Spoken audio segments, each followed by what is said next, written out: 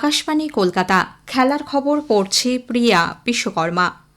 বিশাখাপত্তনমে তৃতীয় একদিনের ক্রিকেট ম্যাচে দক্ষিণ আফ্রিকা ভারতের সামনে জয়ের জন্য 271 রানের লক্ষ্যমাত্রা রেখেছে। আইএসএসএফ শুটিং বিশ্বকাপে ভারতের সুরুচি সিং এয়ার পিস্তল ইভেন্টে সোনা জিতেছেন। ইস্টবেঙ্গল আগামীকাল সুপার কাপ ফুটবলের ফাইনালে এফসি গোয়ার মুখোমুখি হবে।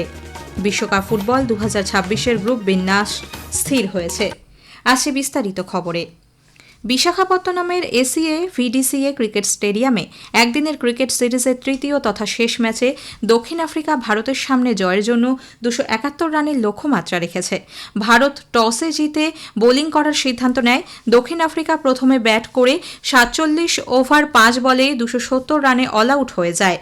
কুইন্টন ডি কক 106, অধিনায়ক টেম্বা বাভুমা 48 রান করেন। ভারতের হয়ে প্রসিদ্ধ কৃষ্ণা, কুলদীপ যাদব 4টি করে উইকেট নিয়েছেন। অর্শদীপ সিং ও রবীন্দ্র জাডেজা নিয়েছেন 1টি করে উইকেট। জবাবে ব্যাট করতে নেমে ভারত শেষ পাওয়া খবরে 33 ওভারে 1 উইকেট হারিয়ে 201 রান করেছে। হায়দ্রাবাদে আজ সৈয়দ মুস্তাক আলী ট্রফি ক্রিকেটে পুদুচেরির কাছে 81 রানে বাংলা পরাজিত হয়েছে।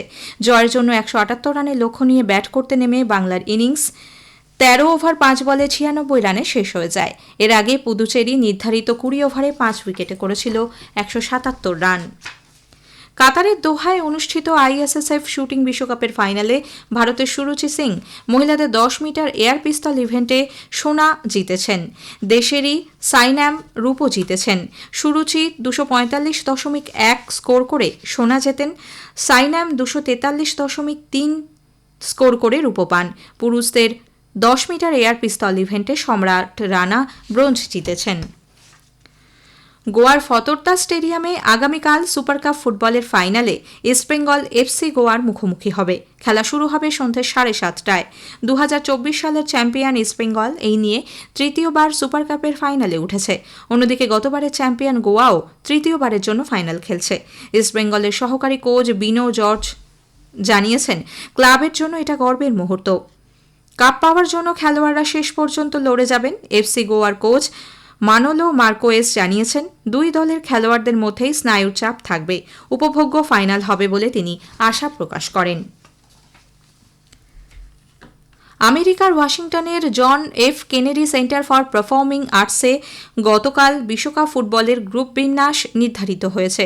2026-এর বিশ্বকাপে 48টি দেশ অংশ নেবে। 11 জুন আয়োজক মেক্সিকো ও দক্ষিণ আফ্রিকার ম্যাচ দিয়ে শুরু হবে বিশ্বকাপ। বিশ্বকাপের অপর দুই আয়োজক কানাডা এবং আমেরিকা। কানাডার প্রথম ম্যাচ খেলবে উয়েফা প্লে অফ এর বিজয়ী দলের বিরুদ্ধে। আমেরিকার প্রতিপক্ষ প্যারাগুয়ে। এই দুটি খেলা হবে 12 জুন। ফাইনাল হবে 19 জুলাই। পূর্ণাঙ্গ সূচি আজ প্রকাশিত হয়েছে। গ্রুপ এ মেক্সিকো, দক্ষিণ আফ্রিকা, কোরিয়া প্রজাতন্ত্র উয়েফা প্লে অফ ডি বিজয়ী। গ্রুপ বিতে রয়েছে Canada, UEFA playoff A বিজয়ী কাতার, সুইজারল্যান্ড।